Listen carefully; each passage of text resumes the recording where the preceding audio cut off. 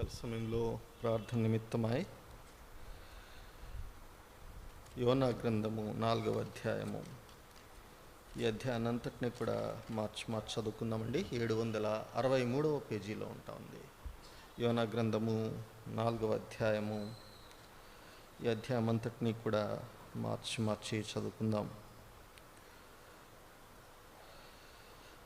యోనా దీన్ని చూచి బహు చింతాక్రాంతుడై కోపగించుకుని,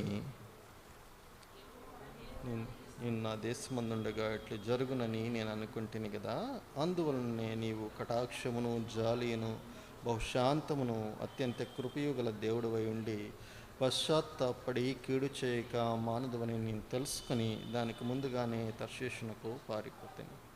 నేనిక బ్రతుకుట కంటే చచ్చుట మేలు. యెహోవా నన్నిక బ్రతకనీయక చంపుమని యెహోవాకు మనవి చేశాను. అందుకు యెహోవా, నీవు కోపగించుట న్యాయమా అని అడిగాను. అందుకు యోనా ఆ పట్టణంలో నుండి పోయి దాని తూర్పు తట్టున బస చేసి అక్కడ పందిలి ఒకటి వేసుకొని పట్టణమునకు ఏమి సంభవించినో చూచితనని ఆ నీడన కూర్చుని ఉండగా, దేవుడైన యెహోవా సొరచెట్టు ఒకటి ఏర్పరిచి అతనికి కలిగిన శ్రమ పోగొట్టుటకై అది పెరిగి యోనా తలకు పైగా నీడ ఇచ్చినట్లు చేశాను. ఆ సొరచెట్టును చూచి యోనా బహు సంతోషించాను. మరుసటి ఉదయమందు దేవుడు ఒక పురుగును ఏర్పరచగా అది ఆ చెట్టును తొలచినందున చెట్టు వాడిపోయాను. మరియు ఎండకాయగా దేవుడు వేడిమి గల తూర్పు గాలిని రప్పించెను. యోనా తలకు ఎండ దెబ్బ తగలగా అతడు సొమ్మసిల్లి బ్రతుకుట కంటే చచ్చుట నాకు మేలనుకునెను. అప్పుడు దేవుడు, ఈ సొరచెట్టును గురించి నీవు కోపించుట న్యాయమా అని యోనాను అడగగా, యోనా ప్రాణము పోవునంతగా కోపించుట న్యాయమే అనెను. అందుకు యెహోవా, నీవు కష్టపడకుండాను పెంచకుండాను ఒక రాత్రిలోనే పుట్టి పెరిగి ఒక రాత్రిలోనే వాడిపోయిన ఈ సొరచెట్టు విషయంలో నువ్వు విచారపడుచున్నావే? అయితే 120,000 కంటే ఎక్కువై కుడి ఎడమలు ఎరగని జనమును బహు పశువులను గల నినివే మహాపురము విషయంలో నేను విచారపడవద్దా అని యోనాతో సెలవిచ్చాను. ప్రభు సహాయ నిమిత్తమై ప్రార్థన చేసుకుందామండి. ప్రేమగల మా తండ్రి, జీవం కలిగిన దేవా, నీకు వందనాలు స్తోత్రాలు చెల్లిస్తూ ఉన్నాను. ఉదయకాల సమయంలో నీ కృపా సింహాసనం దగ్గర చేరి రావడానికి మీరు మాకు అనుగ్రహిస్తూ వచ్చిన ఈ గొప్ప ఆధిక్యతను బట్టి ప్రభానికి స్తోత్రాలు. ఉపవాస ప్రార్థన దినంగా మమ్మల్ని సమకూర్చి ప్రభాని సన్నిధానంలో చేరి మేము ప్రార్థించడానికి మీరు ఇష్టపడినటువంటి దేవానికి స్తోత్రాలు. మరి ఇంతవరకు నీ వాక్యం పాటల ద్వారా మీ నామానికి మహిమ తెచ్చుకుంటూ ప్రభా ప్రార్థనలో కూడా మమ్మల్ని ప్రోత్సాహపరుస్తూ వచ్చారు. అందుకే నీకు స్తోత్రాలు. ఈ సమయంలో నీ వాక్యం చెంతకు చేరి వస్తూ ఉండగా ప్రభా నిష్ప్రయోజకుడైన దాసుడను దుమ్ము ధూళి వంటి వాడను దయతో నన్ను కూడా కనికరం చొప్పున జ్ఞాపకం చేసుకుని నా నోట నీ మాటలుంచి నీ చేతి నీడతో కప్పమని కూడా కోరుకుంటున్నాను. ప్రజలకు అర్థమయ్యే రీతిలో మేమందరం కూడా ఏకాత్మ కలిగి ప్రార్థన చేయగలిగినట్లుగా మా మీద కూడా ప్రార్థన ఆత్మను కుమ్మరించండి. మా జీవితాల్లో వ్యర్థమైనటువంటి ప్రతిదాన్ని కూడా తొలగింపు చేయండి. మేము యథార్థమైనటువంటి హృదయంతో మీ సన్నిధానంలో చేరి మేము ప్రార్థించగలిగినట్లుగా మాకు సహాయపడండి. ఈ సమయాన్ని మాకెంతో దీవెనకరమైందిగాను ఆశీర్వాదకరమైందిగాను చేయండి. మీ కృపగల దయగల హస్తాలకు మమ్మల్ని మేము అప్పగించుకుంటూ వందనాలు చెల్లిస్తూ మీరే మాతో మాట్లాడి దర్శించమని యేసు ప్రభువు నామమున ప్రార్థించి వేడుకుంటున్నాం మా తండ్రి, ఆమేన్.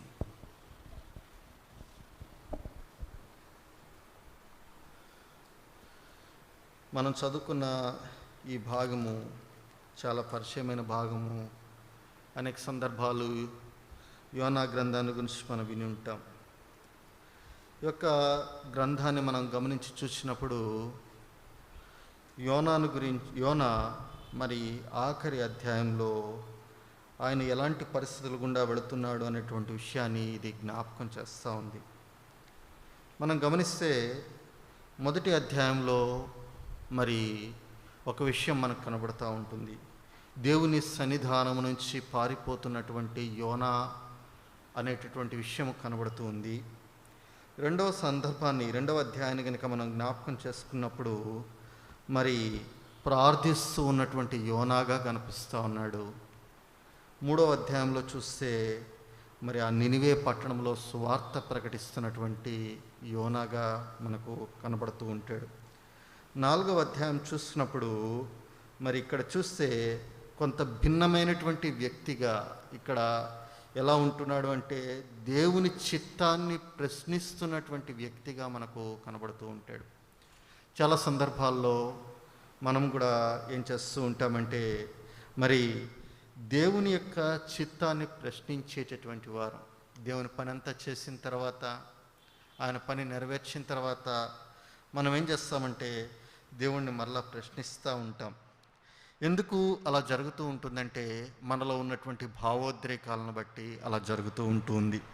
చూడండి, ఈ గ్రంథాన్ని కనుక మనం గమనించి చూస్తే 1 అధ్యాయంలో పారిపోయిన యోనా కనపడతా ఉన్నాడు. ఎందుకంటే తనకి ఇష్టం లేని పని చేయమన్నాడు కాబట్టి. కనుక పారిపోతున్న వాడిని పట్టుకున్నాడు దేవుడు. పట్టుకుంటే ప్రార్థన చేస్తే మళ్ళా బ్రతికించి మళ్ళా తీసుకొచ్చి ఆ నినివే పట్టణానికి దగ్గరలో పారేస్తే ఆ నినివే పట్టణానికి వెళ్ళి సువార్త ప్రకటిస్తూ వచ్చాడు. అక్కడితోటి ముగిస్తే బాగుండేది అధ్యాయం. అక్కడతోటి దేవుని పని అయిపోయింది, ప్రవక్త పని కూడా అయిపోయింది. అక్కడితోటి ఆ యొక్క చాప్టర్ని క్లోజ్ చేయొచ్చు, ఈ యొక్క గ్రంథాన్ని క్లోజ్ చేయొచ్చు. కానీ 4వ అధ్యాయము కొనసాగింపు జరుగుతూ ఉంది. ఎందుకు అంటే అక్కడ మనకు ఒక పాఠం నేర్పించడానికి దేవుడు ఏర్పాటు చేస్తూ వచ్చాడు.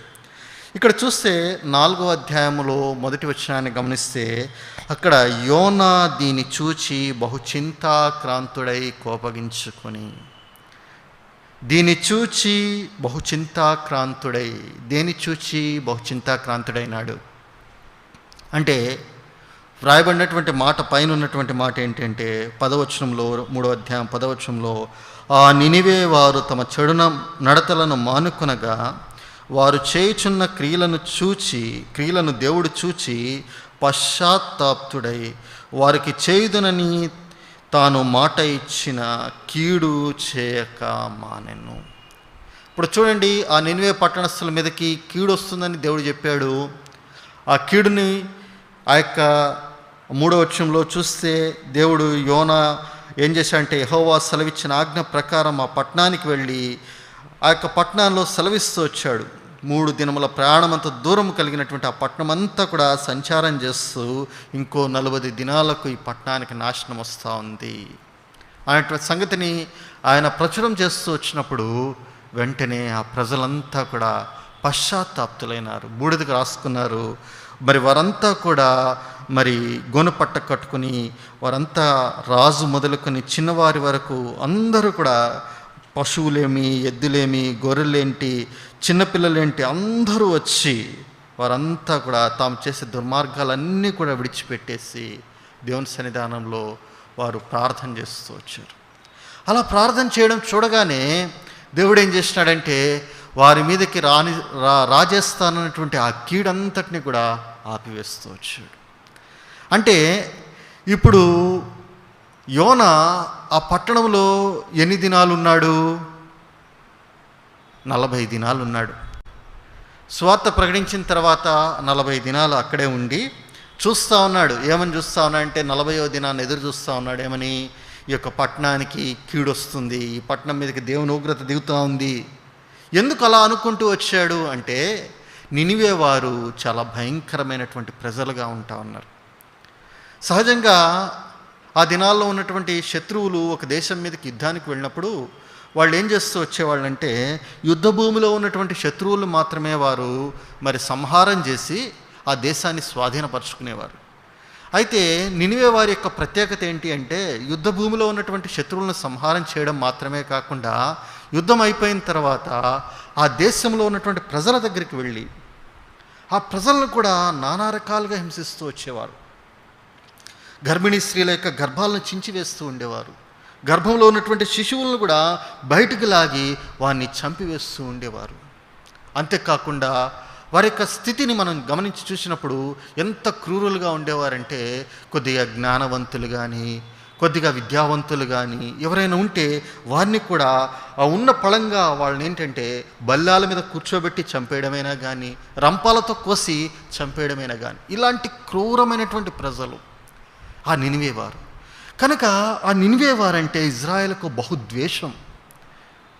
అందుకనే దేవుడు ఆ యొక్క నినివే పట్టణానికి వెళ్ళి సువార్త ప్రకటించు అన్నప్పుడు యోనా ఏమాత్రం ఇష్టపడలా. అందుకనే అతడు ఏం చేసినాడంటే అతడు తర్షీషుకు వెళ్ళిపోవడానికి ఇష్టపడ్డాడు. ఎందుకంటే దేవుని ప్రజలను హింసిస్తున్నటువంటి ఈ అష్షూరీయులు, ఈ నినివే వారు, వీరి దగ్గరికి వెళ్ళి నేను ప్రకటించడం ఏంటి, ఎందుకు వారికి ప్రకటించాలి, ఇంతగా మమ్మల్ని బాధపడతా ఉంటే, ఇంతగా మమ్మల్ని హింసిస్తూ ఉంటే, ఇంతగా మమ్మల్ని మరి ఆయాసపడుతూ ఉంటే అని చెప్పి అతడు పారిపోతూ ఉంటే దేవుడు ఏం చేశాడంటే మళ్ళా తిరిగి తీసుకొచ్చి అక్కడ వదిలిపెడుతూ వచ్చాడు నినివే పట్టణంలో. అయితే దేవుని చిత్త ప్రకారంగానే అతడు సువార్త ప్రకటిస్తూ వచ్చాడు.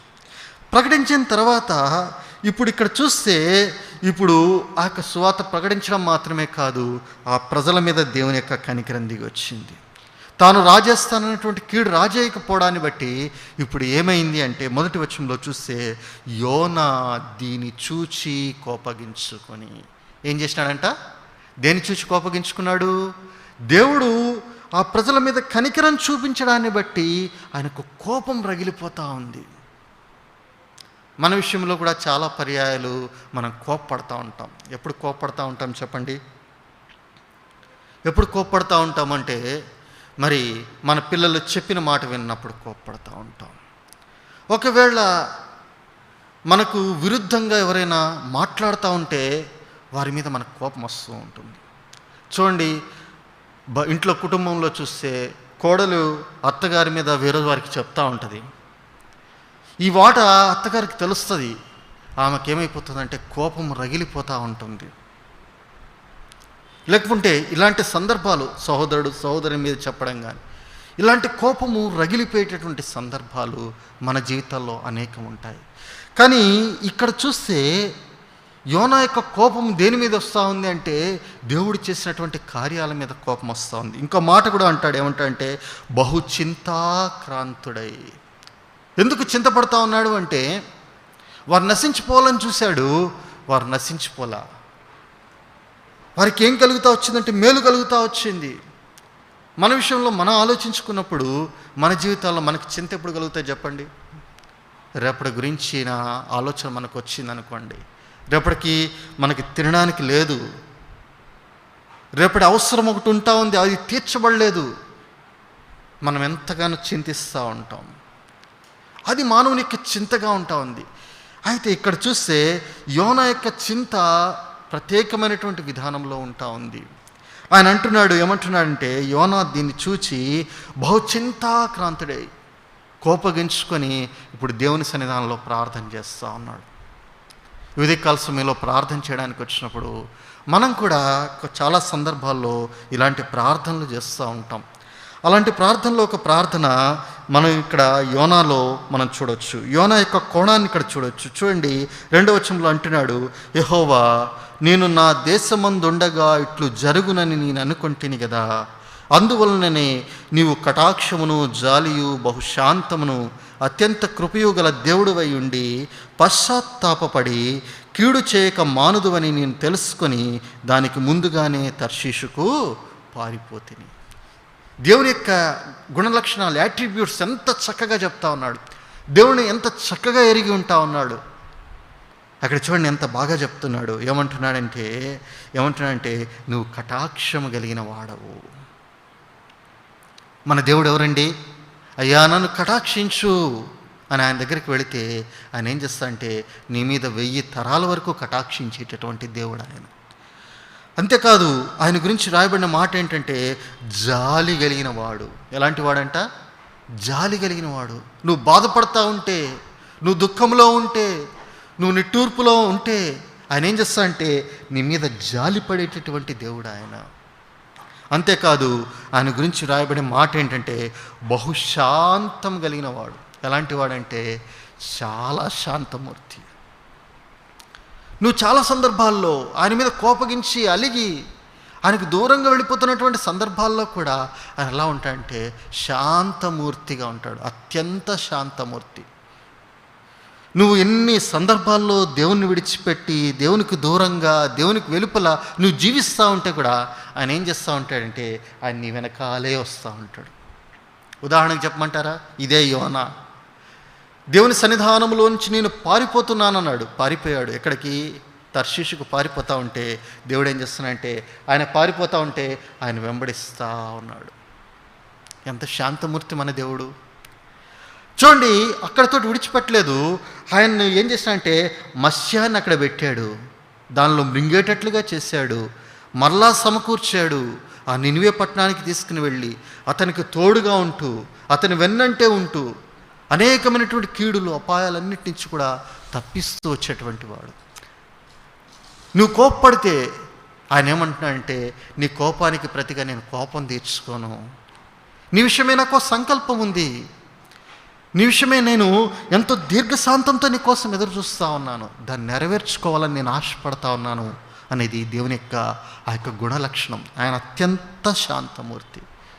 ఆయన నువ్వు చేసే ప్రతి పనికి కూడా ఆయన కోపగించుకున్నట్లయితే నువ్వు ఈ దినాన ఇక్కడ ఉండేవాడవు కాదు.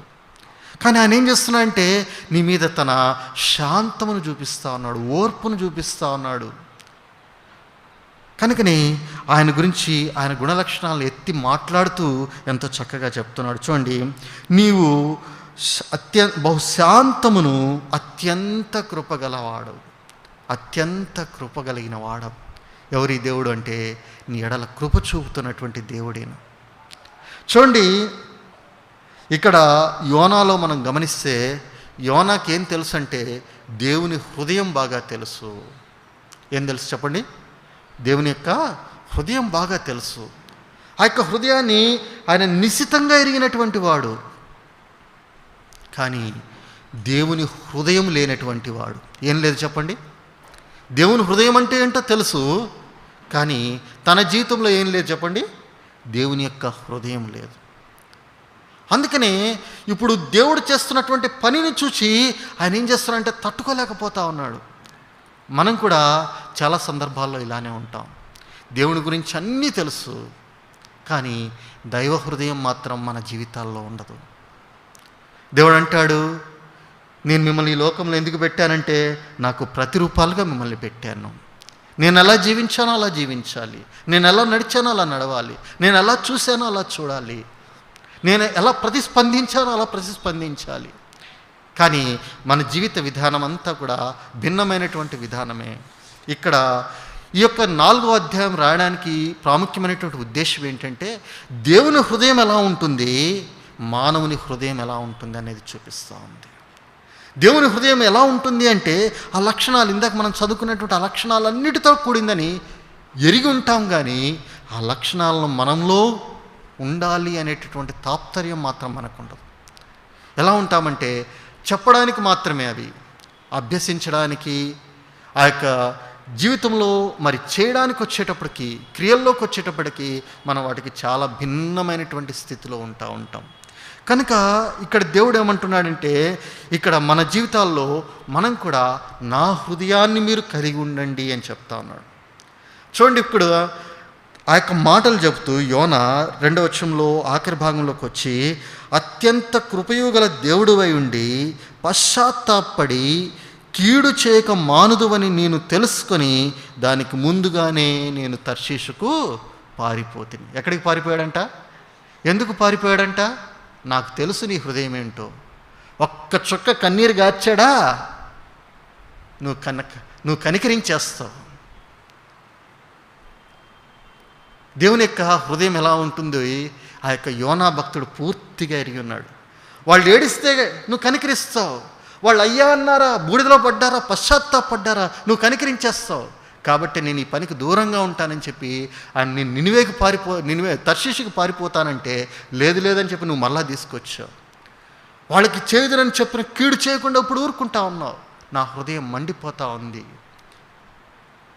ఎందుకంటే ఆ యొక్క ప్రజల మీద, ఆ యొక్క ఇజ్రాయేలు ప్రజలకు ఉన్నటువంటి ద్వేషము ఆ యొక్క హృదయంలో ఎలా ఉందంటే పగిలిపోతూ ఉన్నటువంటి వాడిగా ఉంటా ఉన్నాడు.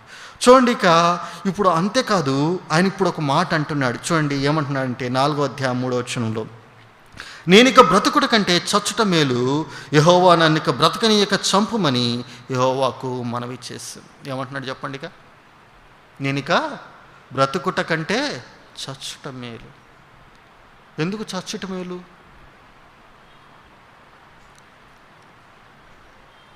మన జీవితంలో కూడా చాలా సందర్భాల్లో ఇది ఒక ఊత పదం. నేను చస్తే బాగుండు, ఎందుకు ఈ బ్రతుకు నాకు, ఈ దినంతో నా జీవితాన్ని ముగించుకుంటే బాగుండు. నేనేం చేయలేకపోతా ఉన్నా, ఏం సాధించలేకపోతా ఉన్నా, ఇక ముందుకు కొనసాగలేకపోతా ఉన్నా అని అనుకున్న వాళ్ళమే మనం అందరం. ఒకవేళ ఇక్కడ ఎవరైనా ఉన్నారేమో చెప్పండి, నేను చస్తే బాగుండును అని అనుకునని వాళ్ళు ఎవరైనా ఉన్నారా? సహజంగా ఎవరు ఉండరు. ఎందుకంటే మానవ నైజం అది. ఏమనుకుంటారంటే నేను చస్తే బాగుండు. కానీ ఇక్కడ యోనాకు వచ్చిన కష్టం ఏంటి? ఆయన ఏమనుకుంటున్నాడంటే ఆ నినివే ప్రజలు మారు మనసు పొందుతూ ఉంటే, ఆ నినివే ప్రజలు పశ్చాత్తాపడతా ఉంటే, దేవుని కోపం దిగి రాకుండా ఉంటే, ఇప్పుడు ఆయన అనుకుంటున్నాడు, ఛీ నేను చస్తే బాగు, ఎందుకు అనవసరంగా ఈ ప్రజలకు స్వార్థ చెప్పాను అన్నంత కోపంతో మండిపోతా ఉన్నాడు. నిజంగా మన జీవితాల్లో కూడా మనం ఏం చేస్తామంటే దేవుని చిత్తాన్ని జరిగించిన తర్వాత ఆ చిత్తాన్ని ప్రశ్నించేటటువంటి వారు. ఈ యొక్క అధ్యాయంలో మనం గమనిస్తే దేవుని చిత్తం నుంచి పారిపోతున్న వ్యక్తిని దేవుని చిత్తానికి లోబడేటట్లు చేసి, దేవుని చిత్తంలో ఉండి దేవుని పనిని నెరవేర్చిన తర్వాత ఇప్పుడు మరలా ఏం చేస్తున్నా అంటే 4వ అధ్యాయంలోకి వచ్చేటప్పటికి దేవుని చిత్తాన్ని ప్రశ్నిస్తున్న వ్యక్తిగా ఉంటా ఉన్నాడు. ఆయన అంటా ఉన్నాడు, నేను చస్తే బాగుండు. ఈ యొక్క ఉదయకాల సమయంలో నువ్వు కూడా ఒకవేళ ఇలాగ అనుకుంటా ఉన్నావేమో, ఇది బుద్ధిహీనమైనటువంటి ప్రార్థన, దేవుడు అంగీకరించినటువంటి ప్రార్థన, దేవుడు ఇష్టపడినటువంటి ప్రార్థన ఇది. దేవుడు నీ ద్వారా ఒక సంకల్పాన్ని కలిగి ఉన్నాడు. ఆ సంకల్పాన్ని నెరవేర్చడానికి నిన్నేం చేస్తున్నా అంటే నీ వెనకాలే వస్తూ ఉన్నాడు, నిన్ను వెంబడిస్తూ ఉన్నాడు. ఆయన నీతో కూడా ఉంటా ఉన్నాడు. నీ ద్వారా ఆయన కార్యాలు నెరవేర్చడానికి ఇష్టపడుతూ ఉన్నటువంటి వాడు. కానీ నువ్వు అంటా ఉన్నావు, నేను చస్తే బాగు. చూడండి, నేను ఇక బ్రతుకుట కంటే చచ్చుట మేలు, యెహోవా నన్ను ఇక బ్రతకనీయక చంపుమని యెహోవాకు మనవి చేశాను. ఈయన ఇంకో మాట కూడా చెప్తా ఉన్నాడు, చస్తే బాగుండని చచ్చిపోవచ్చుగా. ఒకవేళ ఒక విశ్వాసి ఆత్మహత్య చేసుకున్నాడు అనుకోండి, ఎక్కడికి వెళ్తాడు? అందుకని ఇప్పుడు తెలివిగా ప్రార్థన చేస్తున్నాడు. ఏమని చేస్తున్నాడు? నేను చచ్చిపోను, నేను ఉరేసుకోను, లేకపోతే నేను అక్కడిక్కడ దూకను. ఏం చేయాలంట? యెహోవా నీవే నన్ను చంపు. చూడండి, ఒకవేళ కనుక దేవుడు ఆ ప్రార్థన అంగీకరించి ఆమెన్ అన్నాడు అనుకోండి,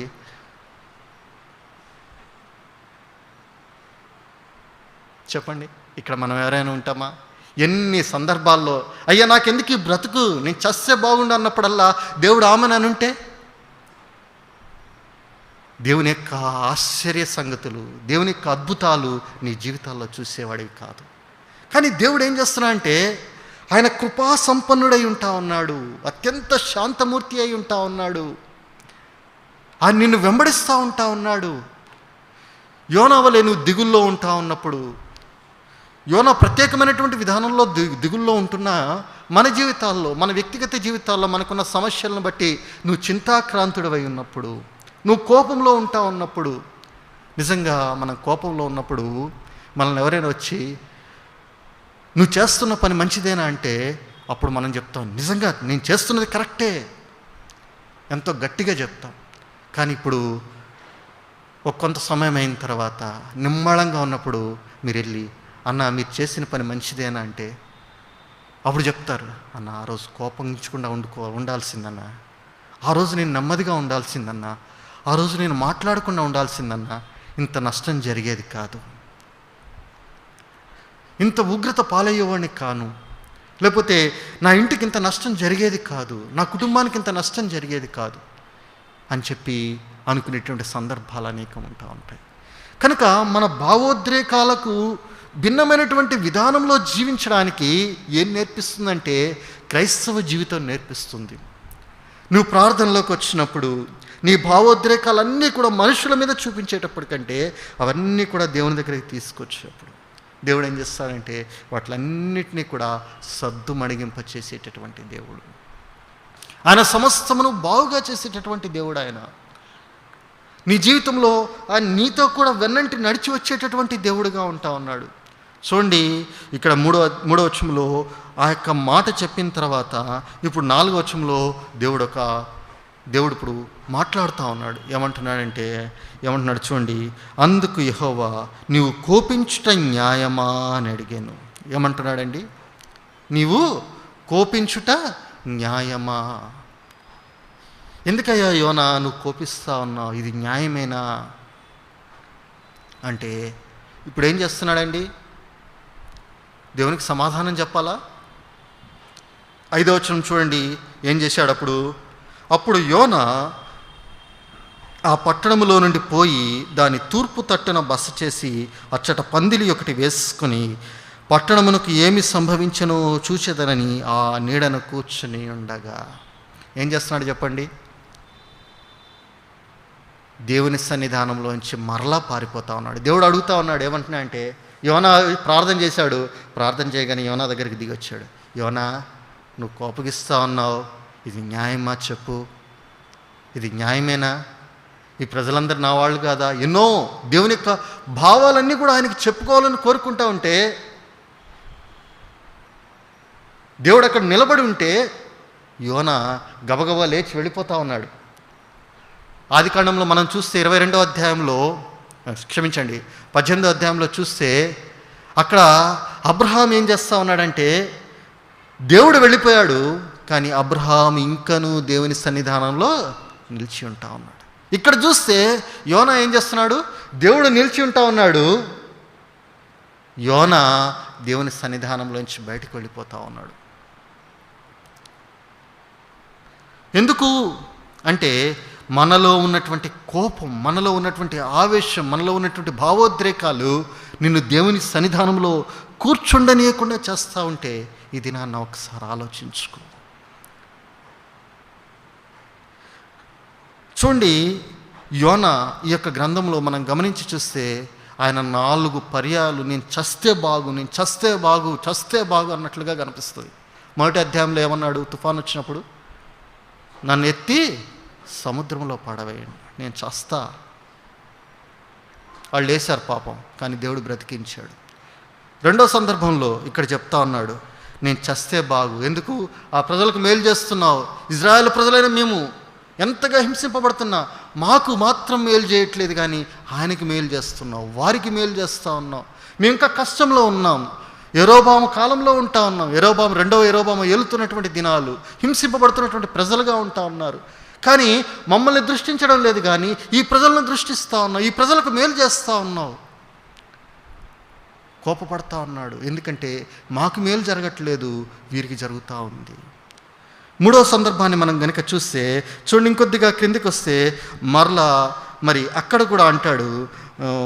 చూడండి, 8వ వచనము ఆఖరి భాగంలో అంటున్నాడు, చచ్చుట నాకు మేలు అనుకొనెను. ఏమంటున్నాడు? చచ్చుట నాకు, ఆఖరిలో ఉంది చూడండి, ఆఖరి లైన్లో చచ్చుట నాకు మేలు. తర్వాత చూస్తే మరలా ఇంకోసారి అంటాడు, 9వ వచనము ఆఖరి భాగంలో చూస్తే ప్రాణము పోవనంతగా కోపించడం న్యాయమే. అంటే చచ్చిపోయేంతగా నేను కోపిస్తా. ఇది మానవ హృదయం. అయితే దేవుని హృదయం ఎలా ఉంటా ఉంది అంటే, చూడండి, ఈ మానవ హృదయం ఏం చేస్తుందంటే కీడును కోరుకుంటా ఉంది. ఆ యొక్క దుష్టులైనటువంటి ఆ జనాంగం అంతా కూడా నశించిపోవాలని చెప్పి ఆయన ఎదురు చూస్తున్నటువంటి వాడిగా ఉంటా ఉన్నాడు. అందుకనే చూడండి, 5వ వచనంలో ఏం చేశాడంటే, అప్పుడు యోనా పట్టణంలో నుండి పోయి దాని తూర్పు తట్టును బస చేసి అచ్చట పందిలి ఒకటి వేసుకొని పట్టణంలోకి ఏమి సంభవించనో చూచేదనని ఆ నీడను కూర్చొని ఉండగా. ఇప్పుడు ఏం చేస్తాడంటే ఊరు వెలుపలికి వెళ్ళిపోయాడు, అక్కడ ఒక పందిరి వేసుకున్నాడు, ఆ పందిరిలో కూర్చున్నాడు. ఇప్పుడు చూస్తూ ఉన్నాడు ఈ పట్టణానికి ఏం కీడు సంభవిస్తుంది. ఆ పందిరి ఎందుకు వేసుకున్నాడు అంటే అవి వేసవి దినాల కాబోలు, లేకపోతే అది ఏంటంటే ఆయన తూర్పు తట్టుకు వెళ్ళాడు. తూర్పు తట్టు ఏముంటాయంటే ఇజ్రాయెల్ దేశానికి తూర్పు తట్టు అది ఎడారి ప్రాంతంగా ఉంటుంది, ఎడారి గాలులు వీస్తూ ఉంటాయి. అక్కడ ఓ పందిరి వేసుకొని అక్కడ కూర్చొని చూద్దామనుకుని చూస్తూ ఉన్నాడు, కానీ ఆ నీడ అతనికి సరిపోదని దేవుడు ఎరిగిన వాడుగా ఉంటా ఉన్నాడు. చూడండి, అతడు దేవుని సన్నిధానం నుంచి బయటకు వచ్చేసాడు. ఆ ఊరి వెలుపలికి వచ్చాడు, పందిరి వేసుకుని అక్కడ కూర్చుంటే ఇప్పుడు దేవుడు ఏం చేస్తున్నాడంటే చూశాడు, అతని వెనకాలే వచ్చాడు. నువ్వు పారిపోతా ఉంటే, నువ్వు కోపగించుకుని వెళ్ళిపోతా ఉంటే నీ దేవుడు ఎంత దయగలిగిన వాడో చూడండి. ఆయన ఏం చేస్తానంటే నీ వెనకాలే వస్తూ ఉన్నాడు, నిన్ను వెన్నంటి వచ్చేటటువంటి వాడిగా ఉంటా ఉన్నాడు. చూడండి, ఇప్పుడు ఏం చేశాడంట, 6వ వచనం చూడండి. దేవుడైన యెహోవా సొర చెట్టు ఒకటి ఏర్పరిచి అతనికి కలిగిన శ్రమ పోగొట్టుటకై అది పెరిగి యోనా తలకు పైగా నీడ ఇచ్చినట్లు చేసెను. ఆ సొర చెట్టును చూచి యోనా బహు సంతోషించాను. ఏం చేస్తా ఉన్నా అంటే దేవుడు ఎంత దయగలిగిన వాడంటే నువ్వు వెళ్ళిపోయినప్పటికీ కూడా నిన్ను వెన్నంటి వస్తూ ఉన్నాడు, నీకు కలిగిన శ్రమ చూస్తూ ఉన్నాడు. ఆ యొక్క శ్రమలో నువ్వు పడేటటువంటి కష్టాన్ని ఆయన అబ్జర్వ్ చేస్తూ ఉన్నాడు. నువ్వు సమస్యలు పడిపోతావని, ఆ వేడిమికి తట్టుకోలేవని దేవుడు ఏం చేస్తున్నాడంటే రాత్రికి రాత్రి ఒక సొర చెట్టును పెంచాడంట. ఆ సొర చెట్టును పెంచి దాని మీద చక్కని నీడని ఏర్పాటు చేశాడు. ఎంత సంతోషమో! ఇప్పుడు చూడండి, ఆ యొక్క నీడ చూసుకొని, ఆ యొక్క సౌకర్యవంతమైనటువంటి పరిస్థితి చూసుకొని ఇప్పుడు యోనా ఏం చేస్తున్నాడు, ఆ సొర చెట్టును చూచి యోనా బహు సంతోషించాను. మానవ జీవితం చూడండి, అంతలోనే కోపము, అంతలోనే చింత, అంతలోనే ఏముంది సంతోషం. అంటే దాని అర్థం ఏంటంటే మానవ జీవితం అంతా కూడా అప్ అండ్ డౌన్స్ ఉంటా ఉంటుంది. కానీ దేవుడు ఎలాంటి వాడంటే నిలకడ కలిగిన వాడు. నీ జీవితాన్ని ఆయన రూపాంతరపరచడానికి ఇష్టపడేటటువంటి వాడు. కనుక ఆయన ఏం చేస్తానంటే నీకు కలిగిన అసౌకర్యాలన్నిటి మధ్యలో కూడా ఆయన నీకు ఎలా ఉండాలని కోరుతున్నాడంటే ఆయన నీ దగ్గరికి వచ్చి ఆయన నిన్ను బాగు చేయాలని, నీకు సౌకర్యవంతమైనటువంటి స్థితి కలిగింప చేయాలని, నువ్వు ఆయన సన్నిధానం నుంచి వెళ్ళిపోతున్నప్పటికీ కూడా నిన్ను తన దగ్గరికి చేర్చుకోవాలని ఆయన ఎంతో ప్రేమ కలిగిన వాడిగా ఉంటా ఉన్నాడు. అయితే మన జీవితాల్లో మనం ఎలా ఉంటా ఉన్నాం, మనం ఎలాంటి ప్రార్థనలు చేస్తూ ఉంటా ఉన్నాం. చాలా సందర్భాల్లో మనం కూడా అన్యుల వలె ప్రార్థన చేస్తూ ఉంటాం. అందుకనే మరి ఒక మాట అంటాడు యేసుక్రీస్తు ప్రభువారు ఈ లోకంలో ఉన్నప్పుడు. మత్తయి సువార్త 6వ అధ్యాయం 7వ వచనంలో ఏమని ఉంటుంది చూడండి. మత్తయి సువార్త 6వ అధ్యాయము 7వ వచనము. మత్తయి సువార్త 6వ అధ్యాయము 7వ వచనము. మరియు మీరు ప్రార్థన చేయనప్పుడు అన్యజనుల వలె వ్యర్థమైన మాటలు వచింపవద్దు, విస్తరించి మాటలాడుట వలన తమ మనవి వినబడునని వారు తలంచుచున్నారు. ఎలా ఉండకూడదంట? వ్యర్థమైనటువంటి మాటలు మన ప్రార్థనలో ఉండకూడదు. దేవుడు సెలవిస్తున్నటువంటి మాట. కనుక మన ప్రార్థనలు ఎలా ఉండాలంటే దేవునికి ఇష్టమైనటువంటి ప్రార్థనలుగా ఉండాలి, దేవుని సంతోషపెట్టేటటువంటి ప్రార్థనలుగా ఉండాలి. దేవుడు గనుక, నేను అనుకుంటాను ఆ సందర్భంలో యోనా గనుక ఇలా ప్రార్థన చేస్తుంటే, ప్రభువా నిజంగా ఈ కఠినాత్ములను, ఈ దుర్మార్గులను రక్షించావయ్యా, వీరేళ్ల కనికరం చూపించావయ్యా, వీరికి కూడా మారు మనసు ఇస్తావని నేను ఎప్పుడూ అనుకోలేదయ్యా, ఇలాంటి వారికి కూడా మారు మనసు ఇచ్చావా, నీకు స్తోత్రాలంటే దేవుని హృదయము ఆ యొక్క యోనా హృదయంతో ఎంతగా ఆనందించేదో కదా. అయితే దానికి భిన్నమైనటువంటి విధానంలో యోనా ప్రార్థన ఉంటా ఉంది. కనుక దేవుడు సంతోషించలేకపోయాడు. కానీ తనకు పాటను నేర్పించాలి, తనకు కూడా నాలాంటి హృదయాన్ని తీసుకొని రావాలి అనేటువంటి దృక్పథంతో దేవుడు అతన్ని వెన్నంటే వస్తూ ఉన్నటువంటి వాడిగా ఉంటా ఉన్నాడు. చూడండి, ఇక్కడ మన భాగానికి వస్తే ఆ యొక్క సొర చెట్టు దేవుడు నీ జీవితంలో కూడా చూడండి కొన్ని సందర్భాల్లో చక్కని చల్లనైనటువంటి స్థితిని, నీ జీవితానికి ఆహ్లాదకరమైనటువంటి స్థితిగతులను, మెల్లని స్థితిని, నెమ్మది స్థితిని దేవుడిచ్చేటటువంటి వాడు. నువ్వు దేవునికి దూరం అయిపోతున్నా కానీ దేవుని ప్రేమ నిన్ను వెంటాడుతూ ఉంటే దేవుడు ఏం చేస్తా అంటే అనేక సందర్భాల్లో నిన్ను అలాగ ఆదుకుంటూ వచ్చాడు. మర్చిపోయావా? ఆ సందర్భాలను జ్ఞాపకం చేసుకో. నీకు సంతోషాన్ని ఇచ్చేటువంటి సందర్భాలను జ్ఞాపకం చేసుకో. చూడండి, అది అయిపోయిన తర్వాత ఇప్పుడు ఒక పాటను నేర్పించి కోరుతూ వచ్చాడు. ఏం చేసినాడంటే, మరుసటి ఉదయం ముందు దేవుడు ఒక పురుగును ఏర్పరచగా అది ఆ చెట్టును తొలచినందున చెట్టు వాడిపోయాను. ఏం పంపించాడండి? ఒక పురుగును పంపించాడు. ఆ పురుగు ఏం చేసిందంటే ఆ వేరును తొలిచేసినట్టుంది. వెంటనే ఆ చెట్టు అంతా కూడా ఎండిపోయింది. ఇప్పుడు ఏమైపోయిందంటే, ఇప్పుడు ఏమైంది అంటే 8వ వచనం చూడండి. మరియు ఎండకాయగా దేవుడు వేడిమి గల తూర్పు గాలిని రప్పించెను. యోనా తలకు ఎండదెబ్బ తగులగా అతడు సొమ్మసిల్లి బ్రతుకుట కంటే చచ్చుట నాకు మేలు అనుకున్నాడు. ఎందుకు ఈ మాట చెప్తా ఉన్నాను అంటే, మన జీవితంలో దేవుడు ఎలా ఉంటాడంటే ఆయనే రూపకల్పన. అన్నీ కూడా ఏది ఆయన చిత్తం లేకుండా ఏది మన జీవితంలో ప్రవేశించదండి. క్రైస్తవ జీవితంలో నువ్వు చేస్తున్నటువంటి పనులను బట్టి దేవుడు ఏం చేస్తాడంటే నీకు ఆయా సందర్భాల్లో ఆయా రకాలుగా పాఠాలు నేర్పించడానికి పరిస్థితులను అనుమతిస్తూ ఉంటాడు అనేటువంటిది ఇక్కడ ఈ యొక్క విషయం మనకు జ్ఞాపకం చేస్తూ ఉంది. ఆయన అంతలో కోప్పడ్డాడు, దేవుడు వెన్నంటి వచ్చాడు, ఆయనకు నెమ్మది ఇచ్చాడు. సంతోషపడుతున్నటువంటి స్థితిలో ఒక పాఠం నేర్పిస్తూ ఉన్నాడు. ఏమిటా పాఠం అంటే, ఆ పురుగును పంపిస్తే ఇప్పుడు అంతా ఎండిపోయింది, ఇప్పుడు ఏమైపోయిందంటే ఒక్కసారిగా నిస్సారమైపోయినట్లుగా. మన బ్రతుకు ఒక్కసారి ఎంతో వెలగొచ్చు, ఎంతో ఔన్నత్యమైనటువంటి స్థితికి వెళ్ళొచ్చు, కానీ ఒక్క పురుగు చాలు నీ జీవితాన్ని మరలా ఆ స్పృహ తప్పి పడిపోయేటువంటి స్థితిలోనికి వెళ్ళిపోవడానికి. అక్కడ అంటున్నాడు చూడండి, ఏమంటున్నాడంటే అతడు ఎండ దెబ్బ తగలగా అతడు సొమ్మసిల్లిపోయాడు. నీడనిచ్చిన వాడు ఆయనే, ఎండనిచ్చేటటువంటి వాడు కూడా ఆయనే, నీ బ్రతుకుకు పాఠాలు నేర్పించేవాడు ఆయనే. నువ్వు ఏం చేయాలి అంటే, నీకు నీడనిచ్చినప్పుడు నీకు ఎండ వస్తున్నప్పుడు రెండు పరిస్థితుల్లో కూడా నీ జీవితాన్ని విశ్లేషించుకోవాలి. నువ్వు ఎలా ఉన్నావు ప్రభుకి, నీ అంతరంగం ఎలా ఉంటా ఉంది ప్రభు దృష్టిలో, ప్రభు యొక్క హృదయాన్ని నేను కలిగి ఉన్నానా లేదా అనేటటువంటి దాన్ని మనము అక్కడ జ్ఞాపకం చేసుకోవాలి. ఇప్పుడు ఆ యొక్క పరిస్థితి కలగగానే ఏమనుకున్నా అంటే, ఏమన్నాడు, చచ్చుట నాకు మేలు అనుకున్నప్పుడు దేవుడు ఇప్పుడు మరలా ప్రత్యక్షమయ్యాడు, మరలా వచ్చాడు. అప్పటిదాకా మౌనంగా ఉన్నటువంటి దేవుడు ఇప్పుడు మరలా మాట్లాడుతూ ఉన్నాడు.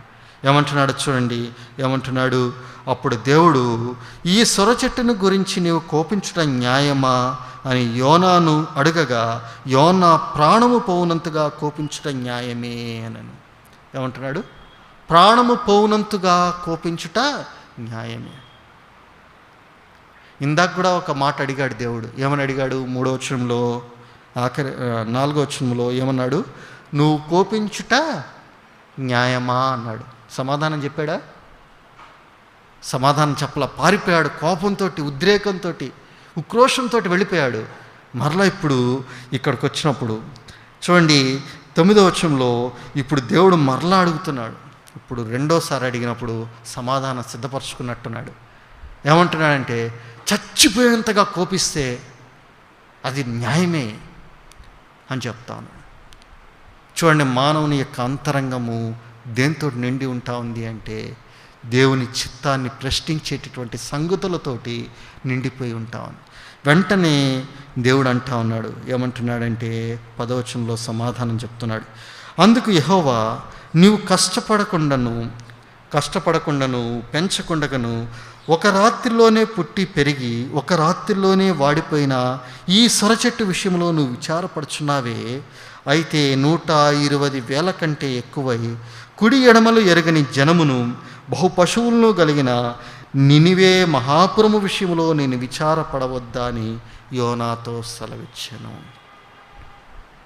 ఇప్పుడు దేవుడు చెప్తా ఉన్నాడు, ఆయన కోపగించడం న్యాయమే అని చెప్పినప్పుడు దేవుడు అంటున్నాడు, ఏమంటున్నాడంటే, నువ్వు ఎలాగైతే ఈ యొక్క సొర చెట్టు విషయంలో విచారపడతా ఉన్నావు, అలాగా కుడి ఎడమలు ఎరగనటువంటి 120,000 మంది ప్రజలు ఉంటా ఉన్నారు, ఇక్కడ పశుపక్షాదులు ఉంటా ఉన్నాయి. ఇలాంటి మహాపట్నాన్ని గురించి నాకు విచారం ఉంది. ఈ మాట ఎందుకు చెప్తా ఉన్నానంటే, ఈ దినాల్లో మనము చాలా సందర్భాల్లో మనం ద్వేషించే ప్రజలను ఇంకా ద్వేషిస్తూనే ఉన్నాం. వాళ్ళు అలాంటి వాళ్ళు, వీళ్ళు ఇలాంటి వాళ్ళు, వాళ్ళు మనల్ని హింసిస్తూ ఉన్నారు, వీళ్ళు మనల్ని హింసిస్తూ ఉన్నారు. ఒక్కసారి దేవుని హృదయంతో మనం చూస్తే, ఒక్కసారి దేవుని మనసుతో మనం ఆలోచిస్తే, ఒక్కసారి దేవుని దృష్టిలో పెట్టుకొని మనం వారిని చూస్తే వాళ్ళు ఎందుకు అలా చేస్తూ ఉన్నారు?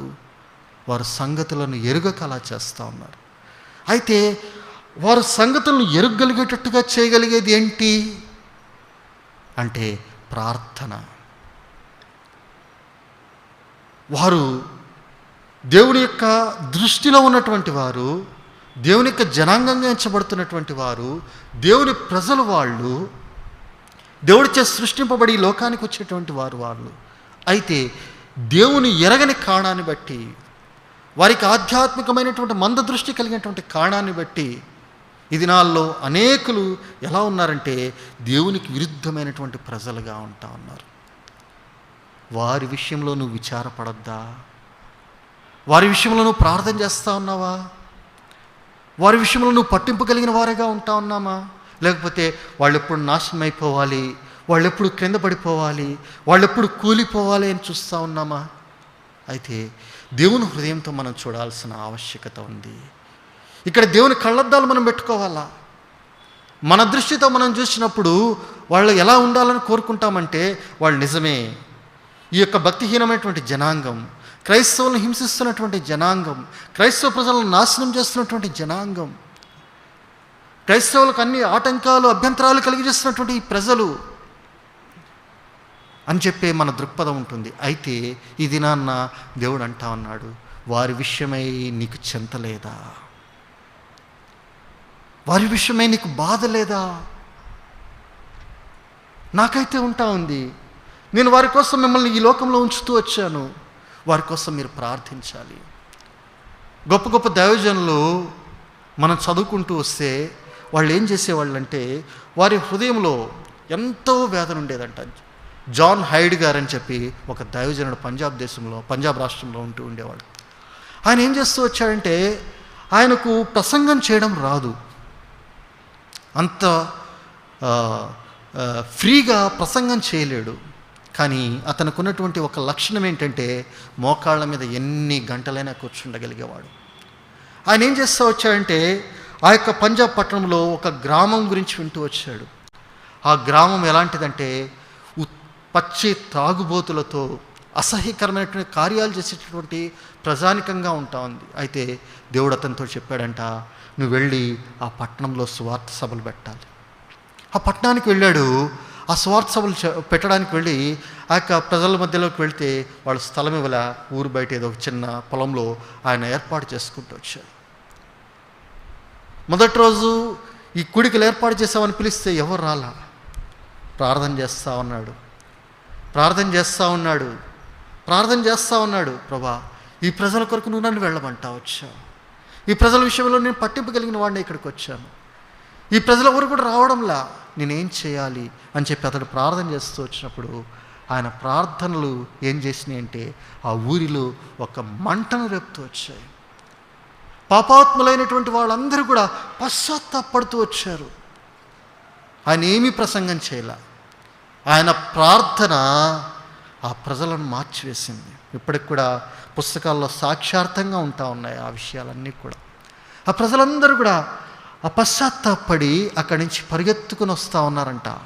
ఆయన ఏదైతే ప్రసంగ వేదిక ఉందో అక్కడికి వచ్చి వాళ్ళు వేదనతో, విపరీతమైనటువంటి వేదనతో వాళ్ళు ఏం చేసినారంటే తమ పాపాల విషయంలో పశ్చాత్తాపడినారు. ఎందుకంటే దేవుడు ఆ ప్రజలను చూపిస్తూ వచ్చాడు, అతడు ప్రార్థన చేస్తూ వచ్చాడు.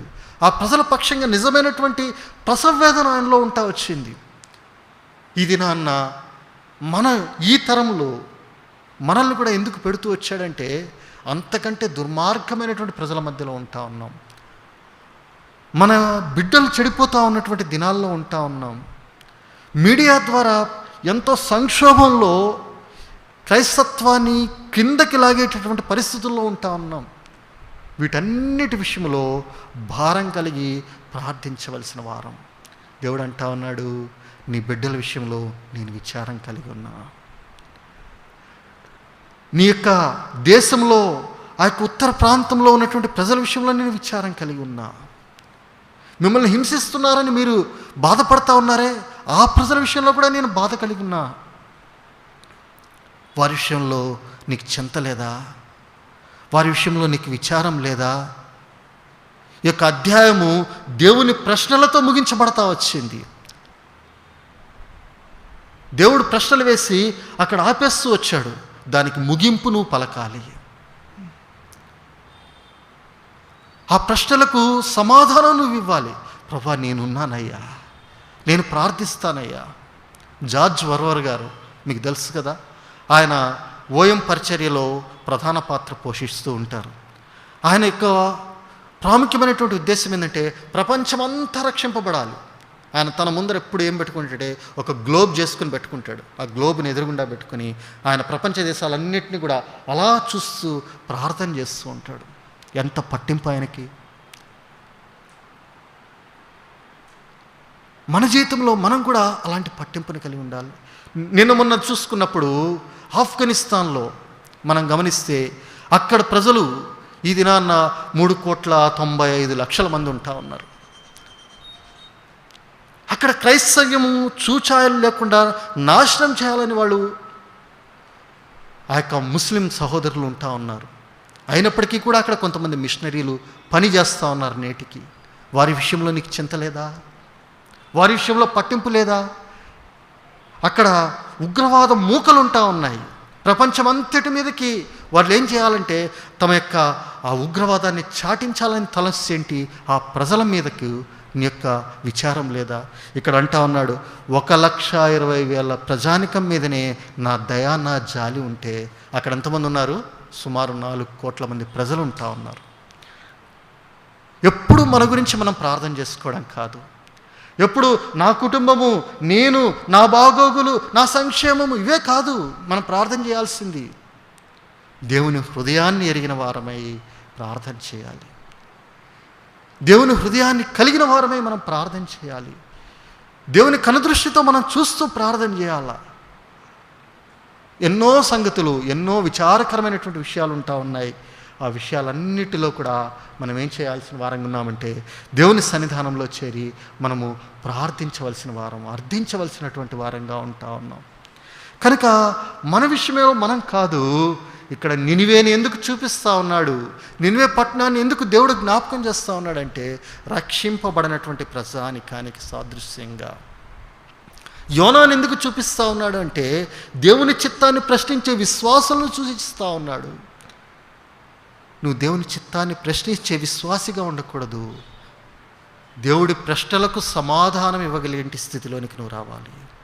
ఆయన అంటున్నాడు, ఏమంటున్నాడంటే అక్కడ అయితే 120,000 మంది కంటే ఎక్కువై కుడి ఎడమలు ఎరగని జనమును బహు పశువులను గల నినివే మహాపురం విషయంలో నేను విచారపడవద్దా? దేవుడు ఇంకా ఈ ప్రపంచ విషయంలో ఆయన విచారపడుతూ ఉన్నాడు. మాటలు వింటున్న ఎవరైనప్పటికీ కూడా నువ్వు కూడా ఏం చేయాలంటే నీ యొక్క భారాన్ని పెంచుకో. రక్షింపబడినటువంటి వారి విషయంలో, ఇంకా మనల్ని హింసిస్తున్నారు అనేటువంటి ప్రజల విషయంలో ఒక ప్రత్యేకమైనటువంటి భారంతో మనం ప్రార్థించాలి. అంతేగాని వాళ్ళ మీద ద్వేషం పెంచుకోకూడదు. ఒకవేళ వాళ్ళ మీద ద్వేషం పెంచుకున్నట్లయితే దేవుడు అంటాడు, ఏమంటాడు అంటే మరి ఆయన ఒక మాట అంటా ఉన్నాడు. ఏమంటాడు? నువ్వు కోపించుట న్యాయమా? నువ్వు కోపించుట న్యాయమా అని దేవుడు ప్రశ్న వేస్తూ ఉన్నాడు. ఈ యొక్క అధ్యాయంలో మనం చూస్తే సృష్టి అంతా కూడా దేవుడికి లోబడుతున్నట్లుగా మనం గమనిస్తూ రావచ్చు. మొదటి అధ్యాయంలో మనం చూస్తే ఆ యొక్క సముద్రం లోబడింది దేవునికి. ఆ యొక్క తుఫాను దేవుడు వెళ్ళమంటే ఆ యొక్క తుఫాను వచ్చింది సముద్రంకి. రెండవ అధ్యాయం చూస్తే ఆ గొప్ప మత్స్యము దేవుడు ఆజ్ఞిస్తే అది ఆ యోనా ఆ యొక్క సముద్రంలో పడే సమయానికి వెంటనే వెళ్ళింది. ఆ యొక్క యోనాను పట్టుకుంది. ఒక క్షణం అటు ఇటు అయి ఉంటే యోనా కింద పడిపోయేవాడు, నీళ్లలో మునిగి చనిపోయేవాడు. కానీ ఆ మత్స్యం ఏం చేస్తుందంటే ఆ యొక్క యోనా వెళుతున్న ఓడ వెనకాల తన నోరు అలా తెరుచుకుంటూ వెళ్ళినట్టుంది. వాళ్ళు ఎప్పుడు పడేస్తే అప్పుడు గబుక్కు నోట్లో వేసుకుంది. దేవుని చిత్తానికి అంతగా లోపడుతూ వచ్చింది. 3వ అధ్యాయంలో నినివే ప్రజలు కూడా లోపడుతూ వచ్చారు. 4వ అధ్యాయంలో ఆ యొక్క సొర చెట్టు దేవుని యొక్క మాట వింటా ఉంది. సొరగింజ ఒక్క క్షణంలో నువ్వు సొరచెట్టు అయిపోవాలంటే ఆ క్షణానికి అయిపోయింది అది. రెండో రోజు పురుగుకి చెప్పాడు దేవుడు, పురుగు దేవుని మాట వింటా ఉంది.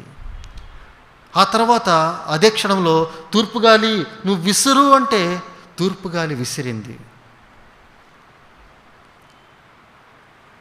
దేవుడు తాను పలికిన మాటలన్నిటి కూడా సృష్టి వింటా ఉంది.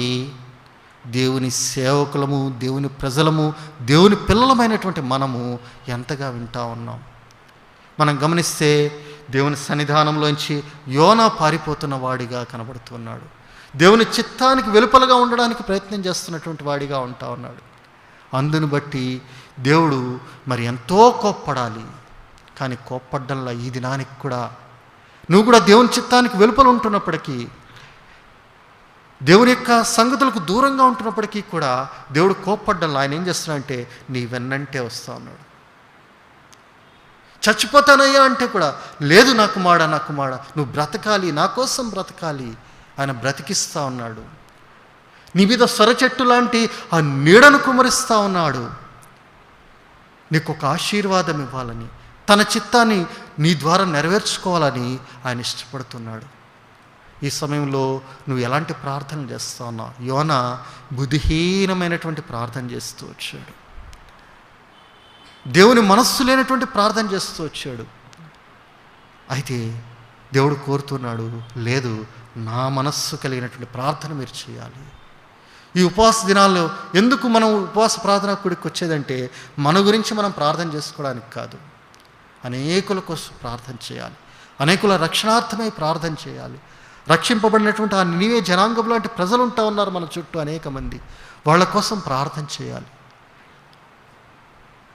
ఎందుకో ఈ మాటల మీద నా దృష్టి నిలుస్తూ వచ్చింది కనుక ఈ మాటలు మీతో చెప్తూ వస్తున్నాను. కనుక మనం కూడా మరి అలాంటి ప్రార్థన అనుభవం మన కోసమే కాదు, ప్రజల కొరకు ప్రార్థించే వారంగా ఉండి దేవుని మనస్సు కలిగి, దేవుని హృదయాన్ని కలిగి దేవుని సంతోషపెడదాం. అక్కడ ఆ యొక్క 4వ అధ్యాయము 10-11 వచనాల్లో దేవుని ప్రశ్నలతో ముగింపబడతా వచ్చింది.